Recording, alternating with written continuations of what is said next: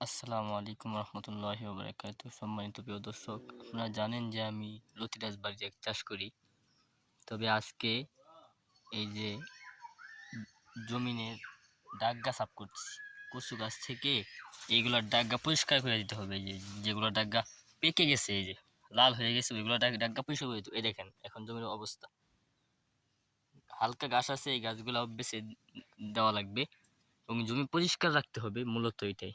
তো আজকে কাজ করতে করতে এই যে আমার পাউটা কেটে গেছে শামুক দিয়ে এই যে শামুক দিয়ে পাউটা কেটে কেটে গেছে, এই যে শামুক দিয়ে, এই দেখেন পাউটা কেটে গেছে। কাজ করার মাঝে আসলে কি একটা কথা বলতে, পরিশ্রম করতে পারলে সফলতা অবশ্যই আসবে। এই দেখেন আমার কচু ক্ষেত, এই যে লতিরাজ বাড়ি এক, এই দেখেন কপালে গেল লতিরাজ বাড়ি এক, ওই যে কোনার পর্যন্ত, একেবারে ওই কোনার পর্যন্ত সবাই দান করে, কিন্তু আমি কচু করি, চাষ করি। যদি কারোর চারার প্রয়োজন হয়, লতিরাজ বাড়ি এক, যদি কারোর চারার প্রয়োজন হয় অবশ্যই স্ক্রিনে দেওয়ার নাম্বারে ফোন দিবেন এবং সরাসরি আইসা যদি নিয়ে যেতে পারেন তাহলে ভালো হয়, আপনার জন্য ভালো।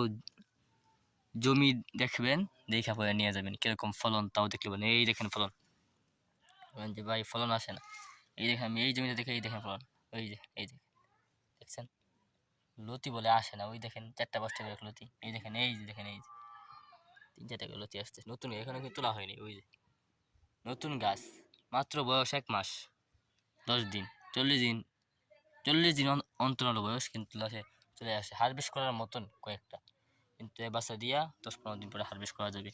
যদি কারো চারার প্রয়োজন হয় অবশ্যই কল দিবেন, পারলে আয়সা নিয়ে যাবেন। মাইমি সিংহের বালুকা থানা, হবির বাড়ি ইউনিয়ন। আমার জন্য দোয়া করবেন। আসসালামু আলাইকুম রহমতুল্লাহি ওয়া বারাকাতুহু।